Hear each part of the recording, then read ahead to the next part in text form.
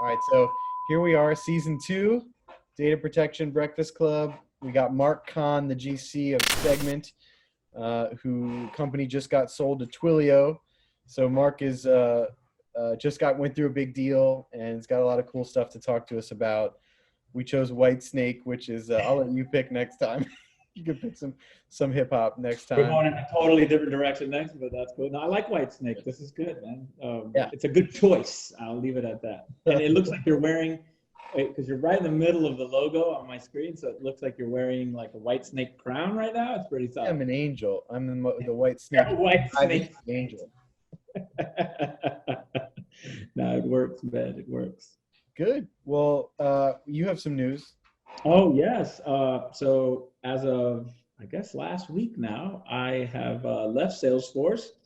Shout out to Salesforce, great company. I had a great job, a great team, and it was really hard to make a change because I really liked it there. And that's, I gotta say, Andy, man, like I've worked at a few places now, done government, in-house, private firm, all the things. Salesforce is one of the most ethical, upstanding corporations, organizations I've ever been a part of. So it was really hard to leave, and there's a lot of great work being done there. And that company is setting the example for such a solid company, and just solid, good like people, really smart choices by Salesforce across the board in terms of business, data, privacy, acquisitions. Like they just, I don't know, like you were there, I wasn't, but like all the things they do, kind of the big moves we're talking about, they all seem to make sense and tie together in a cohesive way. Whereas you see other companies, when they reach a certain size, they can be a little bit like scattershot in what they're doing. And I don't see that from Salesforce at all. Yeah, no, super solid place, solid business, solid people, solid mindset, and a kind of company ethos. Amazing.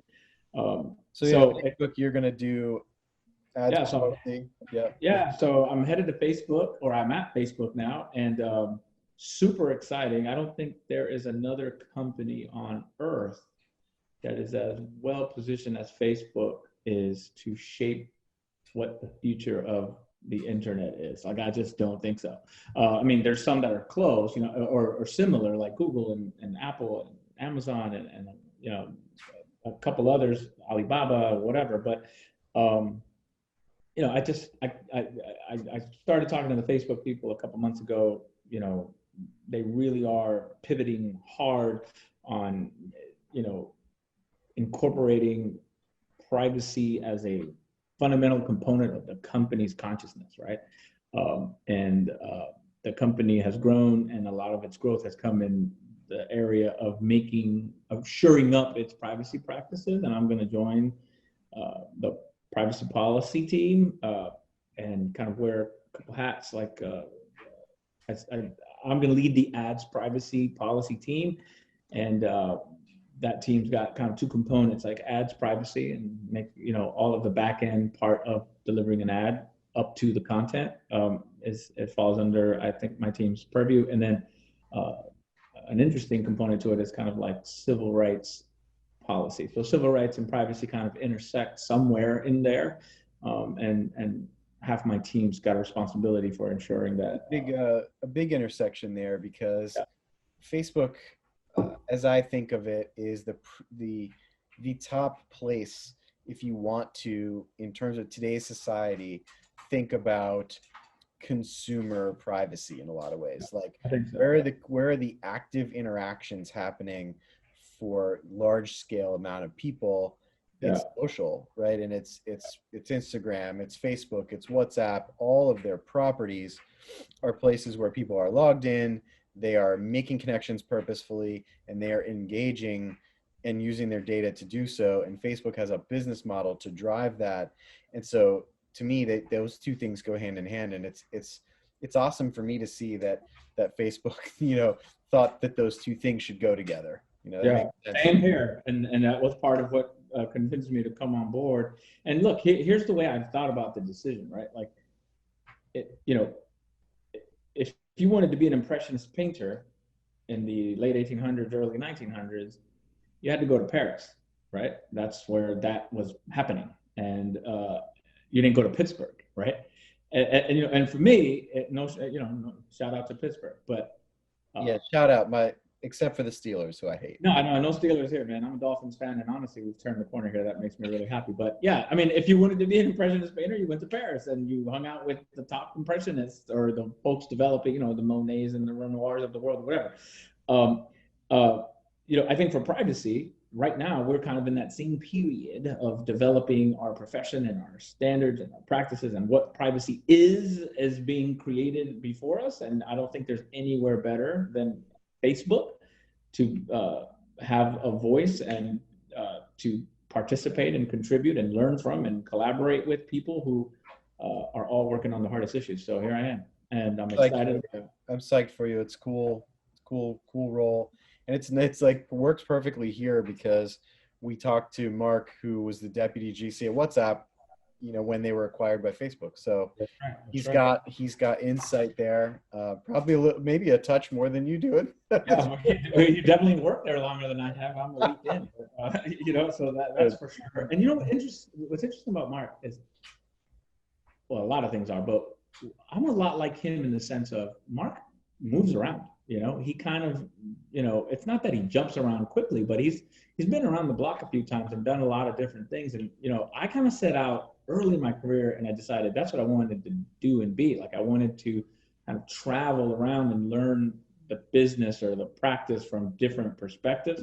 I don't think anybody has done that better than he has. He's worked at all these cool companies. It's amazing. It's become more common. My dad worked at the same place for 25 years. Yeah, I think that's over. Different situation. All right, well, here it is. Great conversation. Here it is with Mark. Are you done? All right, here we are, season 2, Native Protection Breakfast Club. We've shifted the theme to music. This is Famous Tune by Whitesnake. Here we go again. Our guest is Mark Kahn, the GC and VP of Policy at Segment. Now Twilio. Congratulations, Mark. Pedro, tee it up with you've got a usual sort of 80s question to tee it up with. But no, I really don't have an 80s segue here on the music end, except to say I'm really excited to hear from Mark. First of all, what was your favorite band in the 80s? And given that me and you and Andy are I might be right behind you guys, but we're all kind of hair challenged. What was your hair like in the 80s? Oh, let's see. Well, first of all, I should clarify. I remain the GC of Segment. I didn't become the GC of Twilio, even though Twilio acquired us. So Twilio already has a GC. Her name is Karen Smith. She's awesome. But in terms of my favorite band during the 80s, my tastes sort of evolved, I would say. I started off in the 80s as very into, I would say, pop, typical top 40 stuff. Y'all want to know what my first concert was? Yes. Go for it. Michael Jackson and the Jackson 5 at the Gator Bowl in Jacksonville, Florida on the Victory Tour. Well, this is a Gator. You're talking to a Gator. I'm a Florida Gator, so nicely done. I grew up in Savannah. And my brother, I was 13 at the time. My brother and his just got married. They took me down to Jacksonville and we went to the Gator Bowl and went to the Victory Tour, and it was amazing. I wasn't a huge Michael Jackson fan, but this was kind of like, like Thriller had just come out, I think. I mean, that was the era. Not long after that, I think my second concert, I went to, I think he was John Cougar Mellencamp at the time. He had various names. From Michael Jackson, yeah. Well, he did a good show though. I mean, it was more of a rock show, but he did like a 3-hour concert. I mean, a high energy. That was at the Civic Center in Savannah, Georgia. And so after that, I started to get into classic rock into high school, like Genesis and Rolling Stones. I got to college, and it's funny now. I really like this music now, but at the time I really wasn't getting along well with my roommate, and so therefore I did not like his music, he was very into techno pop. So Erasure, New Order, Depeche Mode, and now I like that stuff. I really enjoy listening. Being from Georgia, I did become a pretty big REM fan. So alt rock. So A kind of lot. all over the place. But so I don't favorite '80s band. I don't know who that would be actually. Wasn't really into the hair bands, which is sort of interesting given we're talking about Whitesnake. Wasn't into like Poison or Motley Crue or any of those. But I was kind of all over the map. Pedro, what was your first concert? My first ever concert. Oh man, this is a hard question. I think it was Wu-Tang Clan. Excellent. I'm Nice. pretty sure. I mean, this would have been in the early '90s, but yeah, I think it was Wu-Tang. So I got you guys beat. Milli Vanilli. Oh, that's unbeatable. That's unbeatable. That's unbeatable. You know who opened? Young MC. Oh, see, that's not. Oh, You're doing good, man. I got to tell you, Mark's got us both beat. Like, if your first concert is Michael Jackson, that's not so bad, man. Milli Vanilli. Although I think that, yeah, I think now the perspective on Michael's probably changed a bit. True, but just musically Yeah, though, like, whoa, like that's totally fair. top of the pool. Great legacy. Great legacy. Yeah, well, that's great. We'll leave that to other folks, but it's hard to beat Michael Jackson on stage, right? It was a fantastic show. Yeah. Yeah. Well, you notice, I know we got to get into substantive stuff, Andy, but like, notice how the hair question just faded away. Much like my hair. There is a picture, God, this has been right at the end of the 80s, 1989, when I had seriously big hair. I had let it grow out. I remember this was at the end of freshman year of college. I stayed over, actually it was sophomore year, so technically it was 1990, I guess, but the point remains.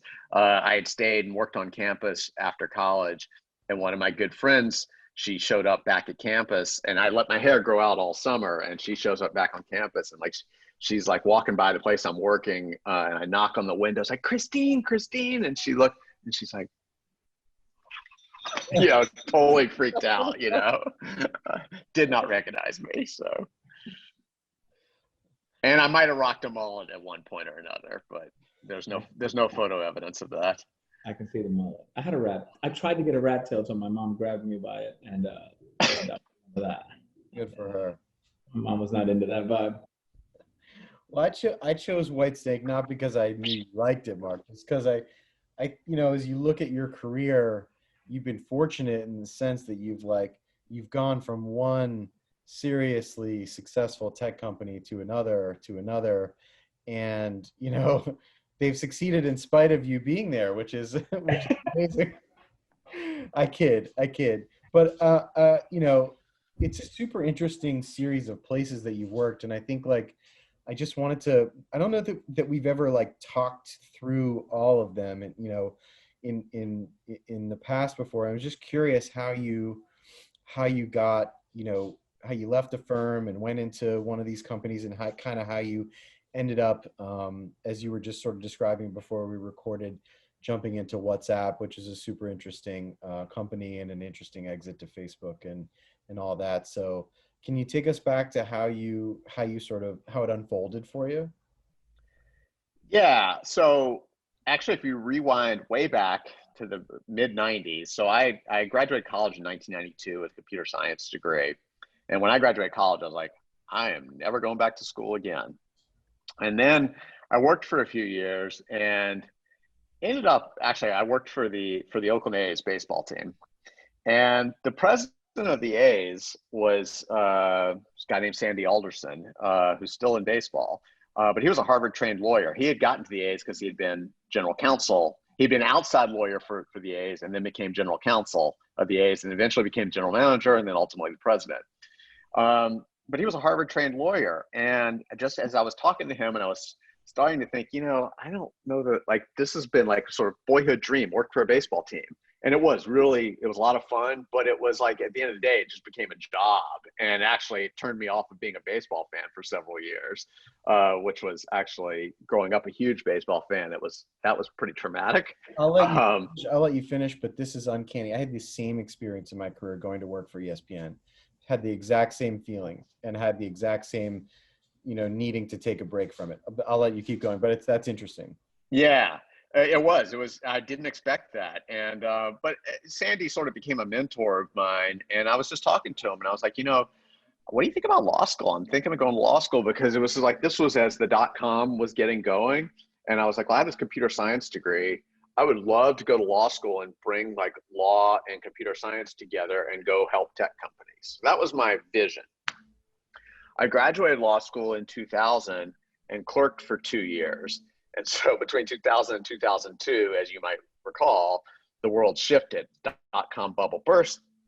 The firm I was supposed to go to said, they delayed my start date, and I was supposed to be a tech transactions lawyer at a Silicon Valley firm. And I was like, they delayed my start date. I pushed back and they were like, no, we just don't have the work right now. I was like, okay.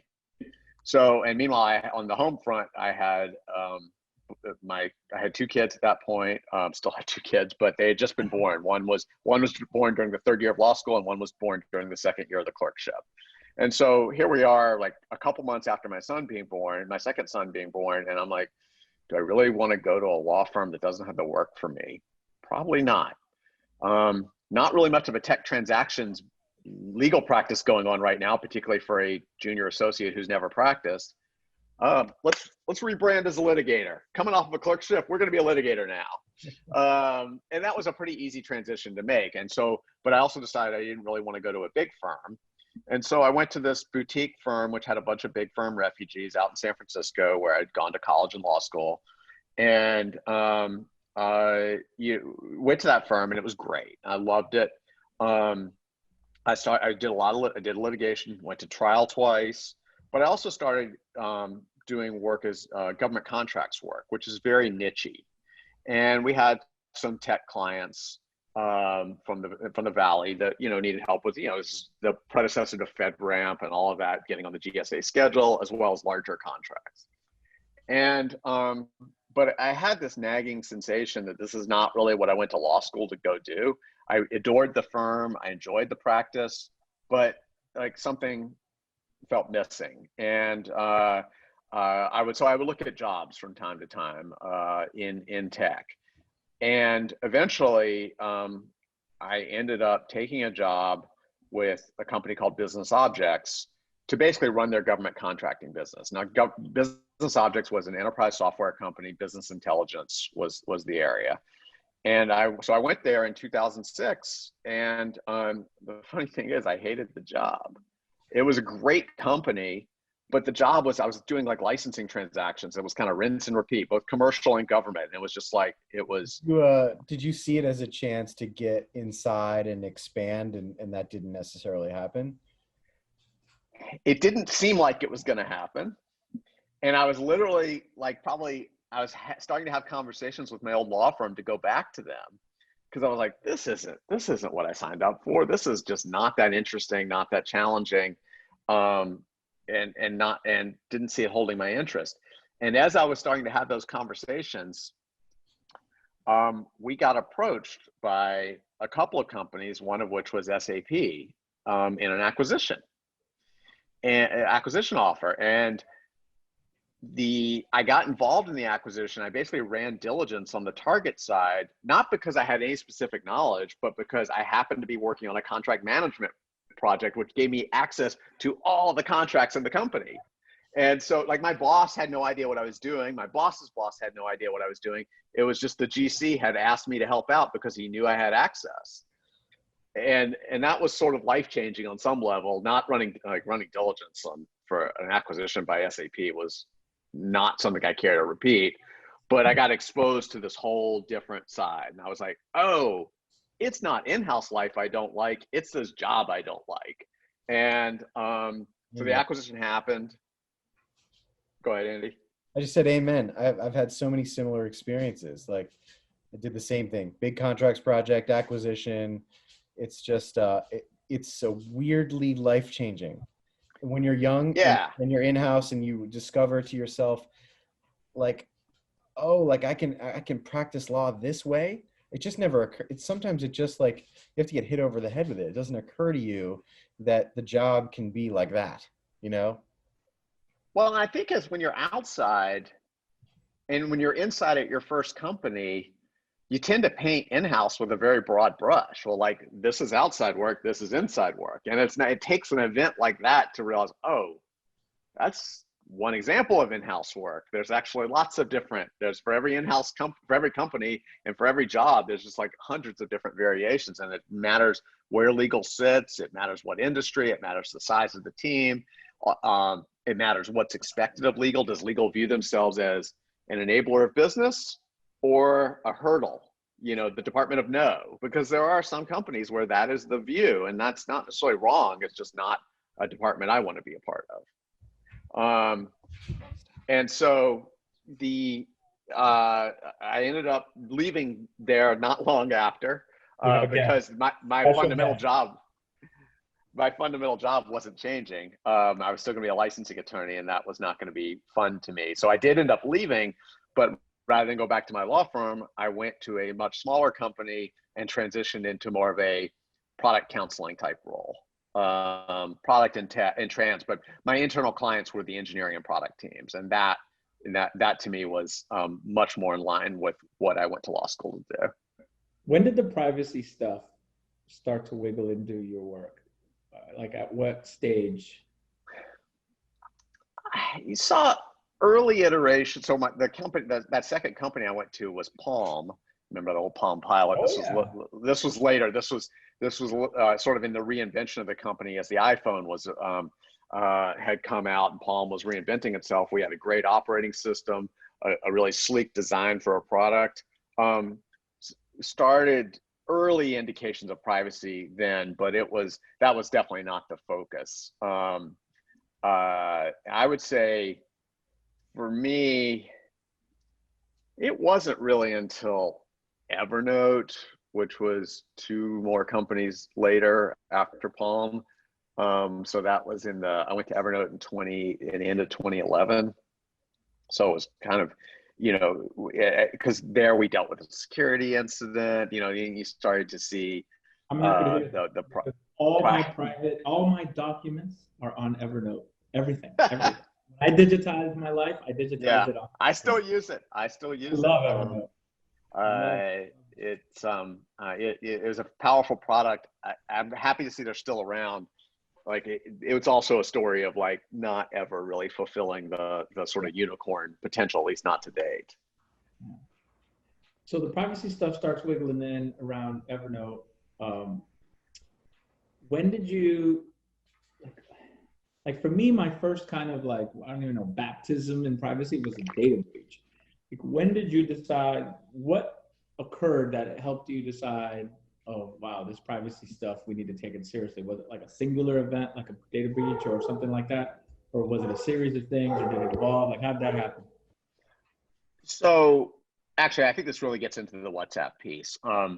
I mean, at Evernote, we had like, you know, some security stuff that we navigated. And obviously people had their notes in our cloud service. And we were dealing with, you know, the privacy policies in terms of service, but it didn't really become visceral or sort of became so much a part of my job until WhatsApp, where particularly when we rolled out end-to-end encryption of our messages, of WhatsApp messages, and the sort of the significance of that for users, in terms of the security of their messages, not worried about messages getting spied on either by hackers or subject to law enforcement requests, or to wiretaps, things like that. So it was less about privacy from a regulatory perspective and privacy more from a user expectation and user trust, because WhatsApp was being used, you know, in countries that are have regimes that are not necessarily democracy oriented. Query whether the U.S. is still that way, but this is not a political conversation, so we'll just let that go. I think that's an interesting call out. Like what Pedro, you saying that it happened with the data breach, and my experience is similar to Mark's in that privacy was there when I was at TD Ameritrade and part of the offering, but when did it really become a fundamental piece of my job? When I shifted to a company where it was part of the product. or part of the offering, and it became table stakes to be involved, and all of the industry groups were talking about that topic and we're leaning in on it. And so that's been almost like how I've chosen roles after that, where it is a critical function. And I think that extends into product counseling and just data and tech in general. It doesn't have to just be privacy. I think like privacy is one chunk of that. And anything where there's a data heavy piece of the business, now it just means all that stuff is implicated. And I think, people like us, a lot of us are drawn to those challenges because they're hard. Yeah, like for me, it was a data breach for sure. I was at the firm trying to fashion myself like a privacy cyber person, and kind of like you, Mark. Like I just decided I was going to do that, right? When you decided I'm going to rebrand a litigator, and the hardest part was getting work at the beginning. People take it seriously. I was just an associate, like trying to figure out how to make this something real. And a small client of ours, and it took, they were like a chain of beauty salons, had this like hard drive stolen. Like that's what it was. And, that sounds like to us now, these big companies, like, who cares? But not really. Like they took it super seriously. They,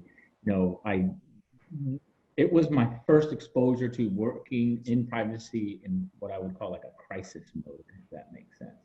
And I loved it. I loved the issues. I loved the pressure of it. I loved, helping the client try to do the right thing. Back then, this is 2000 and shit, I don't know, man. It was a while back, at least 10 years ago, maybe more.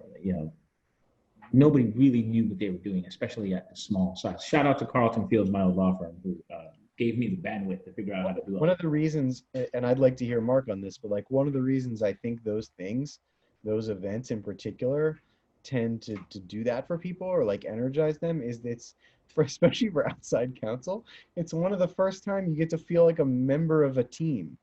And it's like a team win. When you go in the, this from the Army also, Pedro, from being, in a forward area in a difficult, very, very pressure-filled situation as a team, and you come out the other side, you're always closer, you're always bonded, and it helps you feel like, all right, we've been through some stuff together and we accomplished it and we got through it together. I always found that helped me feel like that. It's so funny, Andy, that you mentioned that, because I'd forgotten this. That's what I really didn't like about my first in-house experiences is like I had my work colleagues, other lawyers, we sat near each other. I could ask them questions, but everything I was doing was solo until that acquisition, until we got acquired. Now I'm part of this team. And that was, you're absolutely right. Like that sort of team aspect of things is hugely important. And that's where like law firms, particularly if you're on a big deal or you're on a trial team, like that is, you are all in it together and you're able to work with each other and you end up in close quarters, like I said, if you're in trial or doing a big deal. And so and there's just it's hard to replicate that in house if you're negotiating, licensing deals. That's actually a great way to frame it. Like if you don't have anyone to commiserate with and, kind of, what's the word I'm looking for? Like build esprit de corps around a mission, man, a job can be, no matter who you're working for, it can be awful. I won't mention the job. It was a long time ago, but at the company, I felt like literally I was alone and it's the worst feeling. So I totally like the way you explained that, Mark, because I've been through it and it sucked. Going through M&A, which Mark just did, especially when you're, being acquired and you don't have the leverage you would like, and you're negotiating really hard, trying to get the best deal, working really closely with outside counsel, staying up very late, they're working really hard.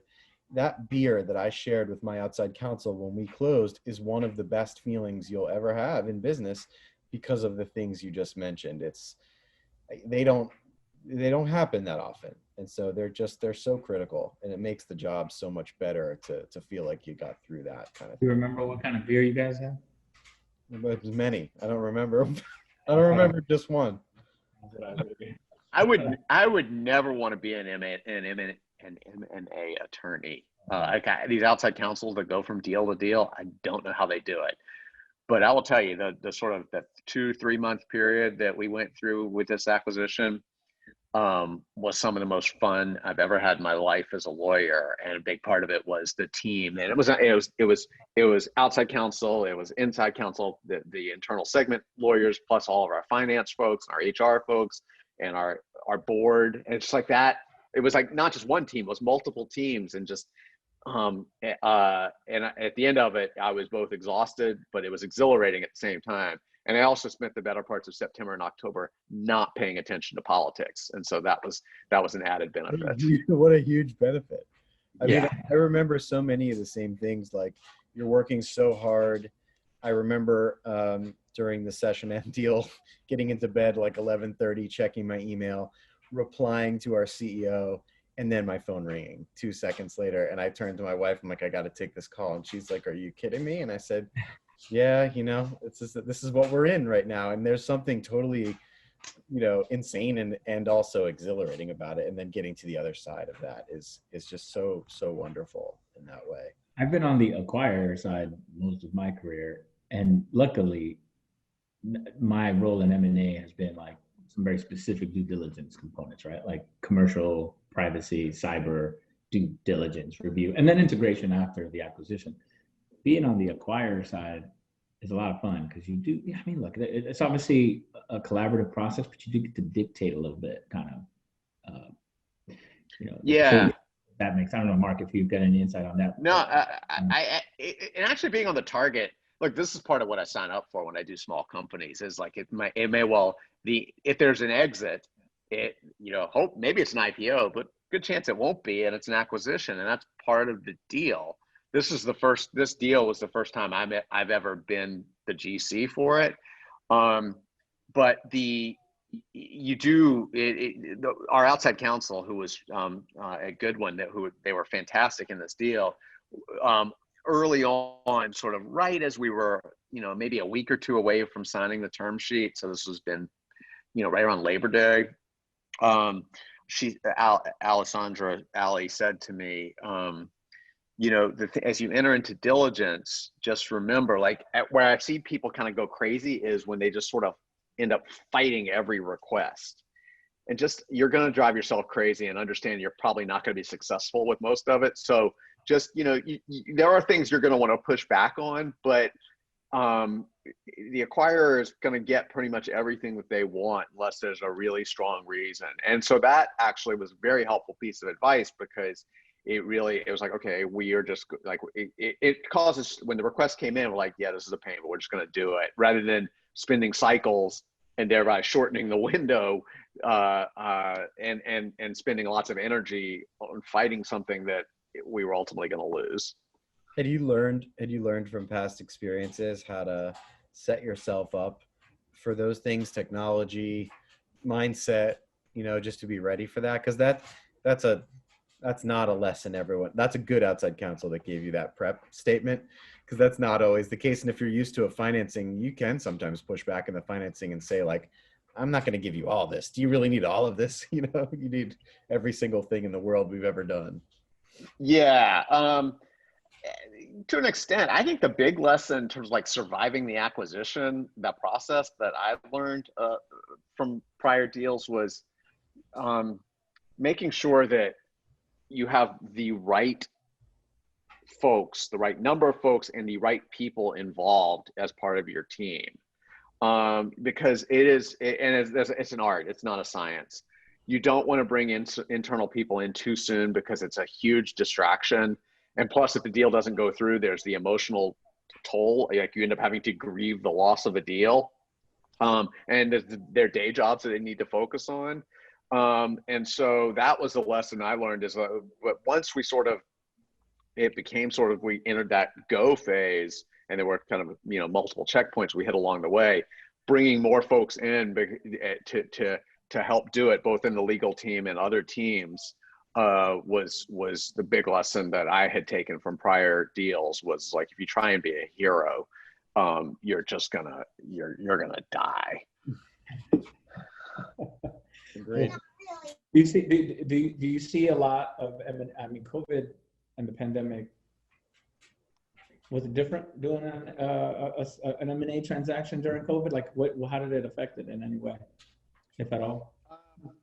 I think it was certainly different. Like I said, I haven't really sat in this chair for a deal before, but my impressions are, it made some things easier because I didn't have to put paper up on a conference room window to block out people from seeing. We could have meetings and nobody knew we were having meetings, and that was all fine. But like that sort of we had end of day drinks many times, but it was all over Zoom, which is just not the same thing. And just to sort of like, how do you do things collaboratively? Lots of more, using Google Docs or whatever your tool, paper, or whatever your tool is, and just that sort of like where you might get a working session sitting down in a conference room. Those obviously just didn't happen or happened in different forms. I would be bummed. I mean, one of the great moments was closing the deal, seeing the funding come through, hugging the CEO, hugging the CFO, going out for drinks, and just that celebration. That probably sucks to miss out on that. I mean, you'll do it later, but it won't quite be the same. Not the same. Not the same at all. The funny thing is the deal signed at 3 a.m. on the Monday before the markets opened, after leaking the Friday before. So we had to basically get it, and we had reached, by the time it leaked, we were in good. It didn't never felt like the deal was going to crater, but just knowing that it was out there now, like, put some additional pressure to make sure that we got it done on Monday before the markets opened. Awesome. Before we finish, Mark, I want you to talk about confections a little bit. Yeah, this is the part of my life that I'm most I like to talk about the most. So my wife is a pastry chef. This is a second career for her.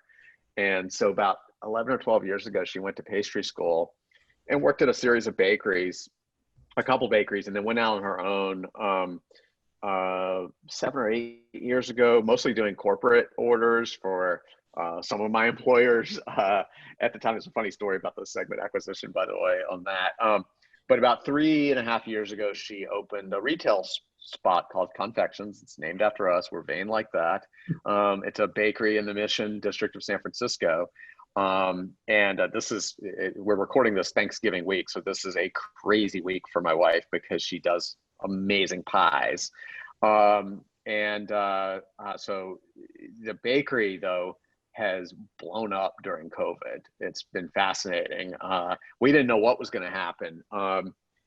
Into definitely sort of March, and I think, March was, our sales were significantly lower than last year.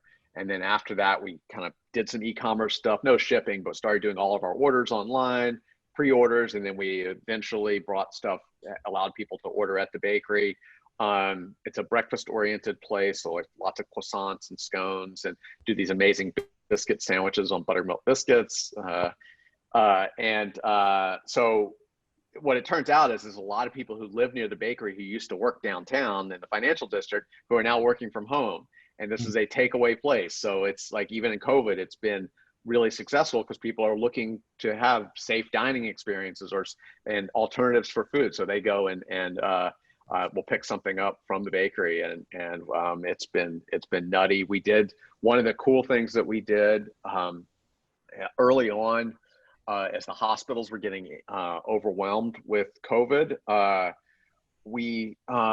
How did it all get going? We had a nurse at San Francisco General Hospital reached out to us and said, "Hey, I want to treat my team to some food from your bakery. I'm a big fan of your bakery. Can I order some stuff?" And I was like, "Yeah, what's your budget and how many people?" And her budget was like $300, but she was going to order like $400 worth of stuff. And I said, "It's okay. We'll make it work." And so we're like talking through everything with her. And I said, "Okay, here's the deal. You're going to pay for this first one. That's great. We really appreciate it. We're going to bring you the food. And then next week, we're going to do it again, only it's on us." And she started to get teary-eyed. Turns out she has a huge Instagram following. She posts this thing on Instagram when we brought the food and thanks us. And I was like, wow, that's amazing. And then I got like 2 separate reach outs from 2 different people in parts of my life saying, "Hey, we want to contribute to this." And I'm like,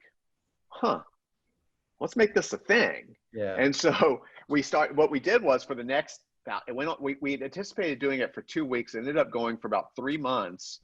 where we had community funded deliveries to San Francisco General Hospital once a week, or actually ended up twice a week because we did the morning shift and the graveyard shift or the overnight shift, where we brought breakfast for an entire wing of San Francisco General so Hospital, great. and it was all community funded. That's So amazing. great. You guys have an Instagram? Does the bakery have an Instagram account? Bakery has an Instagram. We have about 4,500 followers. What is it? What is it? Do you know the handle? Oh, it's confections. I think it's. I don't know. Let me make sure. I want to make sure I don't butcher the. Yeah, it's just confect. It's Instagram. It's confections. KAHN. So the A before the H. That often gets butchered. KAHNFECTIONS confections. And we have on Facebook and Instagram. Awesome story, Mark. Like I said, I feel like I saw a picture of you on Facebook or something, like delivering, and I just thought, like, that's so great. That's so cool. That's awesome. It was so energizing at a time when, like, not getting social interactions and to be there, like, and we obviously never went into the hospital, but we would meet the nurses at the roundabout, and they'd bring down a cart, and when we would give them the food, and they were so appreciative. Awesome. That's so great. That's super cool. That's a very good Thanksgiving story. I'm excited about it. Awesome. Well, hey, thanks, Mark. Thanks for joining us. This has been great. Great to talk to you. Great to see you, even though, we don't get chances because of this stuff to hang out. This has fulfilled a big social need for me to see my friends. So it's good. Awesome. I am honored and humbled to be included in this, and I'm glad we got to talk about my favorite thing, the bakery. Nice. In addition to privacy and M&A and all that. Nice. I thought it was a fun conversation. So we'll let you go. We'll do our spiel here, and thanks again, man. Thanks a lot. Thanks, man. All right. We'll see you guys. All right, Mark.